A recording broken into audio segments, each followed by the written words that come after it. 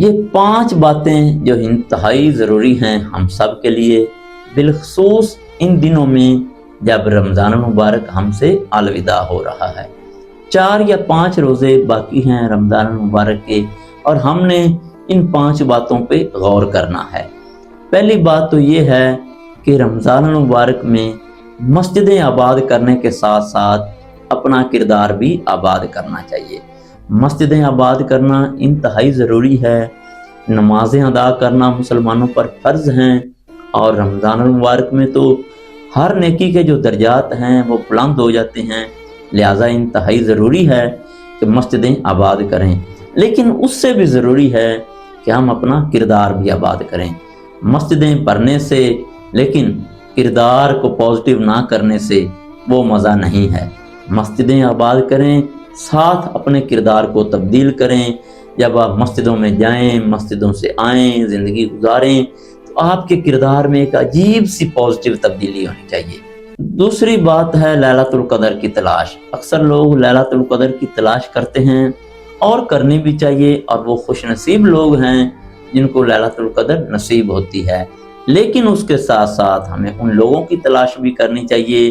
جو غریب ہیں، جو محتاج ہیں، جو ضرورت مند ہیں، جو عید کی خوشیوں میں شامل نہیں ہو سکتے۔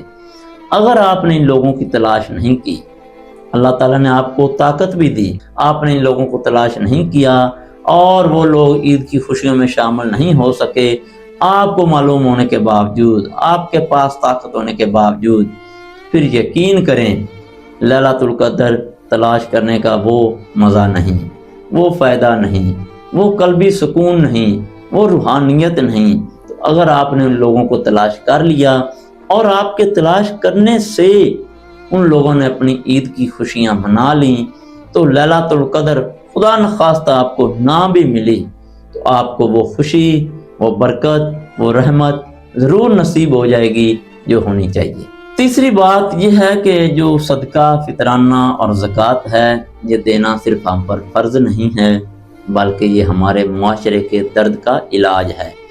دیکھیں کچھ لوگ ایسے ہیں کہ جو عید کی خوشیوں میں شامل نہیں ہو سکتے۔ مثال کے طور پہ ہمارے ارد گرد چند لوگ ہیں جو بیمار ہیں، جن کے پاس اتنے پیسے نہیں ہیں کہ وہ میڈیسن لے سکیں،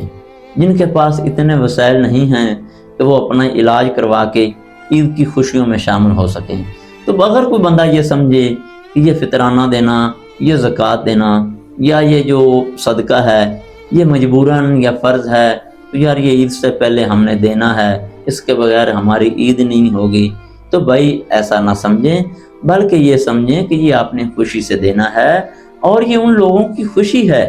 جو یہ وصول کرنے کے بعد عید کی خوشیوں میں شامل ہو جائیں گے۔ تو کوشش کیا کریں کہ عید سے پہلے، یہ نہیں کہ عید سے 1 گھنٹہ پہلے یا 1 دن پہلے، 4، 5، 8، 10 دن پہلے کوشش کیا کریں، اگر آپ کو اللہ نے عطا کیا ہے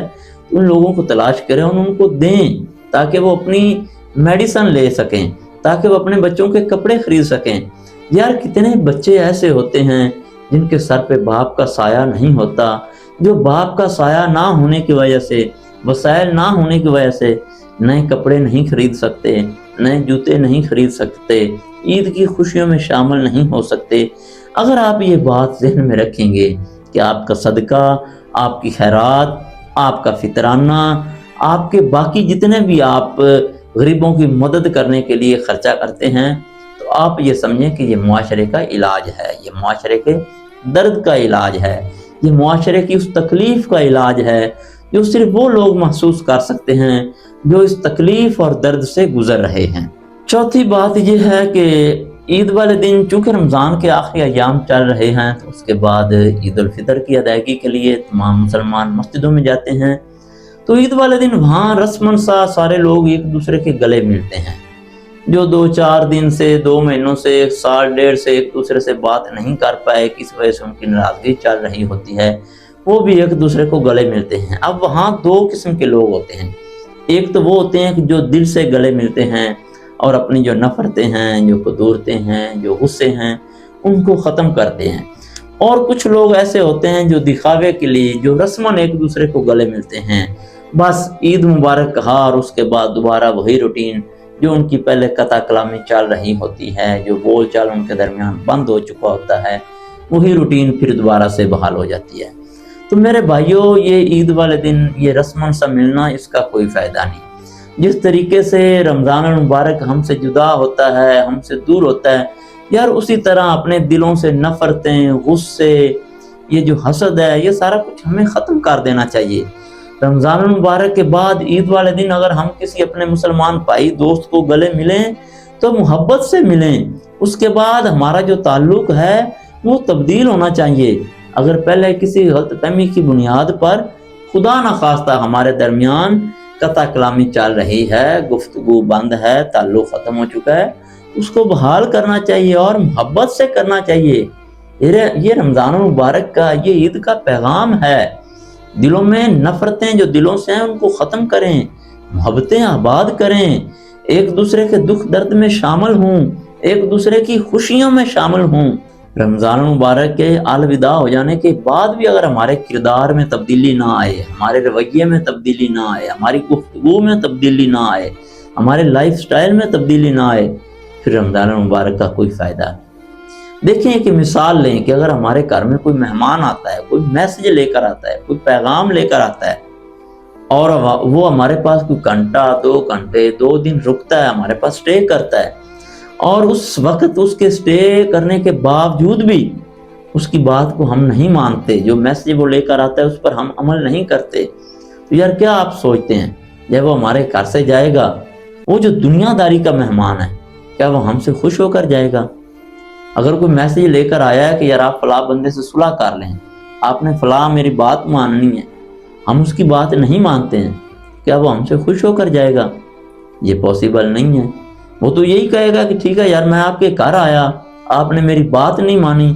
پھر مجھے کیا ضرورت آپ سے تعلق رکھنے سے، مجھے کیا ضرورت آپ سے خوش ہونے کی، میں تو ناراض ہو کر جا رہا ہوں۔ یہ ایک دنیا دار آدمی کی مثال ہے، اور وہ مقدس مہمان جو اللہ تعالیٰ کی طرف سے بھیجا گیا، اگر اس مہمان کے اتنے لمبے سٹے کے بعد، 1 مہینہ ہمارے پاس رکنے کے بعد، اگر ہماری زندگی میں تبدیلی نہ آئے، اس کا جو میسج ہے اس پر ہم عمل نہ کر سکیں، تو آپ کیا سمجھتے ہیں وہ مہمان ہم سے خوش ہو کر جائے گا؟ کبھی بھی نہیں، وہ مہمان ہم سے ناراض ہو کر جائے گا۔ تو یہ سوچنے کا وقت ہے، چند دن باقی ہیں، 3 4 5 دن باقی رہ گئے، عید الفطر قریب ہے، رمضان المبارک الوداع ہو رہا ہے، تو ہمیں یہ سوچنا ہوگا کہ جو رمضان المبارک کا پیغام تھا، جو ہماری زندگیوں میں انقلاب لانے کے لیے رمضان المبارک کو اللہ تعالیٰ نے بھیجا تھا، کیا ہماری زندگیوں میں وہ انقلاب آ چکا ہے؟ کیا ہمارے کردار میں وہ انقلاب آ چکا ہے؟ عید کے بعد جب ہم اپنی زندگی گزاریں تو ایک عجیب سا روحانی انقلاب ہماری زندگیوں میں نظر آنا چاہیے، ہماری گفتگو میں، ہمارے کردار میں وہ انقلاب نظر آنا چاہیے، جو مقصد تھا رمضان المبارک کا۔ میری دعا ہے کہ یہ جو 4-5 اہم ترین پوائنٹس میں نے اس ویڈیو میں بتائے ہیں، مجھے بھی ان پر عمل کرنے کے اللہ تعالیٰ توفیق عطا فرمائے، اور میرے تمام مسلمان بھائیوں کو اللہ تعالیٰ ان پر عمل کرنے کی توفیق عطا فرمائے۔